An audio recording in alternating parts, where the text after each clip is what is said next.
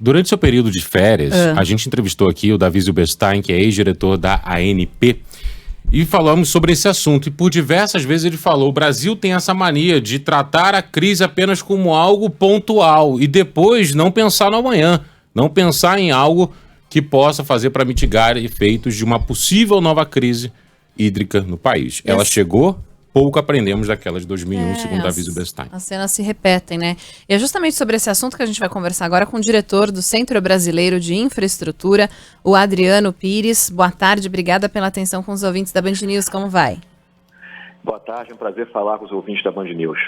Adriano, eu vou começar com a pergunta, então, que não quer calar, né? Quais são as possíveis soluções para aumentar a geração de energia no Brasil? Por que a gente acompanha essa cena se repetindo, né? É um ciclo que vira e mexe e aparece de novo. Crise hídrica, risco de apagão, quer dizer, o ministro descarta essa possibilidade, né? O que a gente pode esperar aí pelos próximos meses? Olha, há 20 anos, né, desde 2001, a gente viu de sobressaltos, de pesadelos, se vai faltar energia, se a economia brasileira vai crescer e vai faltar energia, né? E sempre tivemos 3 crises assim bem importantes, a 2001, 2002, quando você teve o racionamento, né? Naquela ocasião você teve racionamento que você não tinha térmicas para ligar e também o sistema de transmissão de energia elétrica não era robusto como é hoje. Aí depois você teve a crise de 14 e 15, bateu na trave, não deu racionamento, mas porque tinha térmica e porque a transmissão também estava mais robusta, tinha mais linhas para interligar o sistema brasileiro como um todo. E agora vem 21 e 22, né? Você vê que o protagonismo das 3 crises é a água, né? E a gente tem uma matriz, né? Uma matriz muito recém do clima, né? Porque apesar de agora, a gente, lá no 2002, a água era responsável por 90% da geração de energia elétrica. Agora está um pouco abaixo de 70%, está em torno de 68%, 65%. Mas mesmo assim ainda é muita coisa. Mas de lá para cá também, a gente investiu muito em eólica, né, investiu muito em solar, subsídios para essas energias renováveis, o que é bom, mas a gente tem que entender que elas são também energias que dependem de clima, são energias intermitentes. E as próprias hidrelétricas brasileiras, lá na época também do presidente Lula, a ministra Marina Silva proibiu de fazer hidrelétrica com reservatório no Brasil. Então as hidrelétricas atuais, elas são a fio d'água, o que significa que ela só gera quando chove, né? Então a gente tem uma matriz muito refém do clima. E com as mudanças climáticas que têm acontecido, né, esse assunto de chuva, de vento, de sol, cada vez fica mais imprevisível, né? Então, enquanto a gente não botar energias para dar confiabilidade na matriz elétrica brasileira, nós vamos ficar nesse problema aí de sobressalto. Quando vai faltar, se vai faltar. Só não teve uma falta mais grave de energia no Brasil nos últimos 10 anos, porque a economia brasileira cresceu menos de 1%. Se a economia brasileira tivesse crescido, a gente já teria tido problemas seríssimos aí a nível de oferta de energia elétrica. Então, qual o dever de casa a gente tem que fazer? É dar mais confiabilidade na matriz elétrica brasileira, é ter uma matriz mais equilibrada e menos diversificada. Como é que faz isso?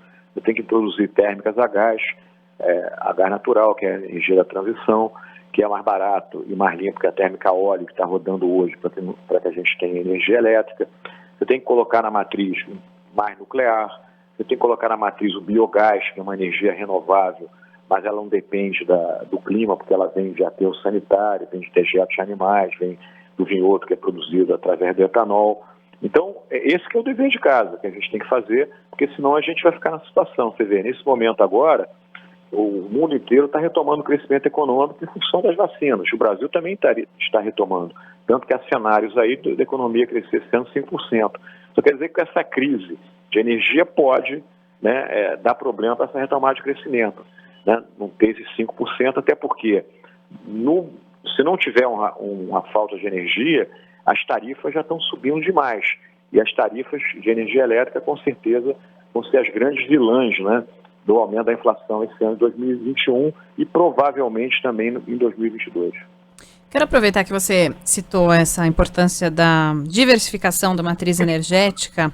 que já começou, né, como você citava, de uns anos para cá, só que ainda caminha a passos lentos, né? Por que demora tanto para ganhar velocidade? Você falava das questões climáticas, o Brasil tem tudo para ser uma potência de energia limpa, né? Só que o governo acaba recorrendo a, por exemplo, as usinas de gás, enfim, que às vezes acabam gerando uma eletricidade muito mais cara. Além das questões climáticas, faltam investimentos, tornar esse investimento na energia eólica ou na solar mais rentável? Eu acho que falta planejamento. Não dá para ter uma matriz elétrica baseada em usina fio d'água, eólica e solar. Porque, volta a dizer, são energias intermitentes, são energias que não geram potência para o sistema. O que é potência no sistema? O consumo de energia elétrica ele não é linear o dia inteiro. Tem momento que dá pico. E aí a eólica e a solar não conseguem atender esses picos. Por isso você tem que ter térmica. Agora, o problema é o seguinte, a matriz elétrica brasileira já é uma das mais limpas do mundo, se não for a mais limpa. 85% da matriz elétrica brasileira é com fonte renovável. Agora, o dever de casa é a gente aumentar a confiabilidade no sistema. E com eólica, solar e com hidrelétrica a fio d'água, você não consegue aumentar essa confiabilidade. A energia gerada com gás natural, ela é mais limpa que a de óleo diesel. Hoje, por exemplo, você está gerando com óleo diesel no Brasil. Por quê? Porque você não ligou as térmicas a gás natural mais baratas lá atrás.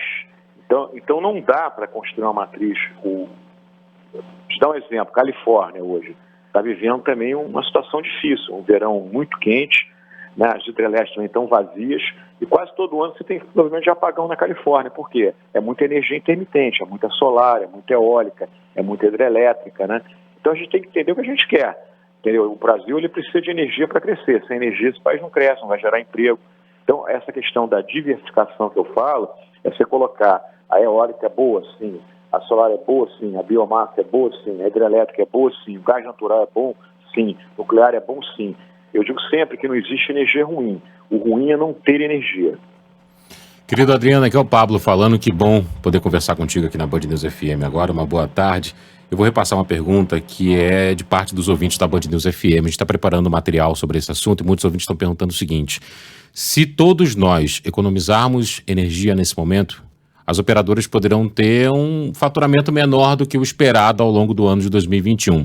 Elas não poderão repassar esse prejuízo a médio prazo a nós, consumidores? Não, olha o que acontece. A questão da bandeira que você anunciou, que aumentou 52%. As distribuidoras, elas começam a comprar energia mais cara, que são das térmicas, em particular a térmica óleo diesel. E aí ela repassa isso para o consumidor, porque a distribuidora, ela não comercializa energia, ela distribui energia, ela ganha dinheiro na margem da distribuição. Então, por que hoje a tarifa, a bandeira vermelha, aumentou 52%? Porque os 6,24 anteriores já não estavam dando à distribuidora condições dela comprar essa energia mais cara. Então, você estava criando um buraco no caixa da distribuidora. Então, esses 9,49 que passa a vigorar a partir de amanhã, já vai recuperar parte do caixa da distribuidora. Não recupera tudo. Não recuperar tudo teria que ser R$11 em vez de 9,5. Mas tudo bem, 9,5 foi o possível, já foi muito bom. Agora, se não desse aumento, o que vai acontecer? Ano que vem, na revisão tarifária das distribuidoras, elas vão pedir esse dinheiro de volta, porque é o que dá o equilíbrio econômico financeiro nas contas delas. Então, o consumidor, quer dizer, economizar energia não é problema para a distribuidora. A distribuidora não vende energia, ela trabalha na margem. O distribuidor, o consumidor, e essa campanha que o ministro falou ontem de uso racional de energia, eu acho muito bom, mas eu acho que essas campanhas deveriam ser feitas o tempo todo, não só quando está em crise. Porque quando está em crise, você vem com uma campanha de racionalização, as pessoas logo acham que é racionamento, daí não é racionalização. Então, a gente tem que entender, né, Pablo, que daqui para frente, energia e água são dois produtos que vão ser cada vez mais escassos, quer dizer, ou seja, a oferta deles vai crescer abaixo da demanda. E para você equilibrar essa oferta com essa demanda, você tem que usar de maneira mais racional a água e a energia e também vai ter que aumentar preço. Não tem jeito, não tem alternativa.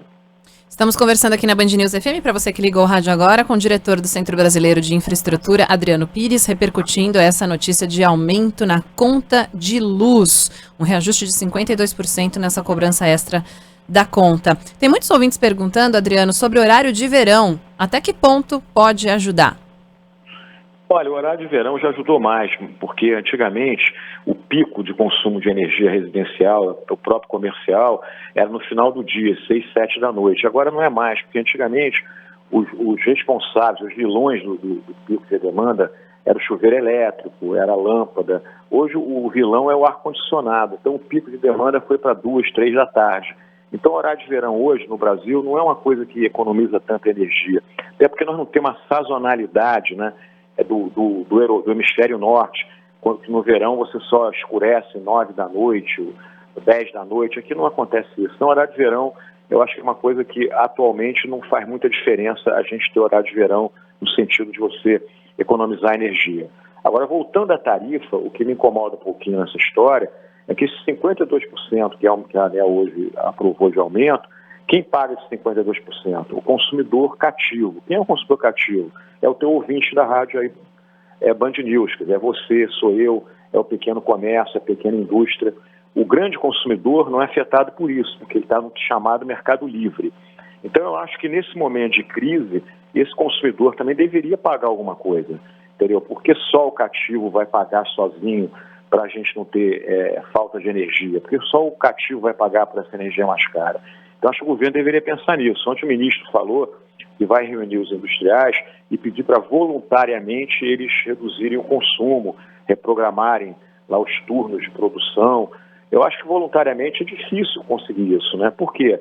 Porque nós estamos num momento de retomada da economia. Mas vamos lá, mas com o grande consumidor a conversa é voluntária. Com o pequeno consumidor a gente toma um aumento dessa de tarifa. Então acho que tem que organizar melhor isso nesse momento de crise. Nós estamos num momento de crise onde todos têm que colaborar, né, e não só alguns. Esse ponto final da sua resposta é minha próxima pergunta. As instituições financeiras consultadas pelo BC colocam o PIB com elevação de 5,05% para o Brasil. Até que ponto a economia brasileira pode ser diretamente afetada com essa mudança na bandeira e se a situação se estender até pelo menos o fim do ano? Olha, eu acho que a gente vai ter aí 3 meses assim tensos no setor elétrico, né? Agosto, setembro e outubro, né? E a tarifa vai estar cara, a tarifa já está cara. Então a tarifa cara, ela aumenta a inflação. Ao aumentar a inflação, você cria dificuldade de retomada de crescimento econômico. Agora, vamos ver o que vai acontecer de fato. Não dá para cravar que vai ter racionamento em outubro, em setembro. Mas, quer dizer, o risco existe. Agora, existe até um risco anterior, de você ter cortes de carga. Como eu falei, você pode não ter energia para atender os períodos de pico de consumo e você ficar aí em São Paulo, Rio de Janeiro, Belo Horizonte, 2 horas sem energia, 3 horas sem energia, 1h30 sem energia. Isso pode acontecer. É mais provável até que o racionamento. Agora, o problema é que em 2022 a crise continua. O reservatório em novembro de 2020 fechou a 24%. O Operador Nacional do Sistema está falando que em novembro desse ano ele vai fechar em 10% ou até um pouco abaixo de 10%. Então é uma crise que vai se estender. Agora, porque energia tem muita inércia. Quando eu falei para vocês de criar uma matriz elétrica diversificada, mais equilibrada, para criar essa matriz não é da noite para o dia. Você tem que começar a fazer as coisas mais ou menos certas hoje, para você daqui a 3 anos ter essa matriz e a gente afastar de uma vez por todas essa possibilidade de apagões no Brasil. Porque é surreal um país como o Brasil, que tem água, que tem vento, que tem sol, que tem biomassa, que tem gás natural, né? Todo ano a gente fica lá preocupado se vai chover, se vai faltar energia, não vai faltar energia. Quer dizer, tem alguma coisa errada, né? Então não adianta culpar São Pedro. Eu acho que tudo que a gente passa no setor elétrico hoje, está passando hoje, passou em 14, 15, passou em 2001, 2002, é falta de planejamento. Adriano Pires, diretor do Centro Brasileiro de Infraestrutura, obrigada pela atenção com os nossos ouvintes. Até uma próxima conversa.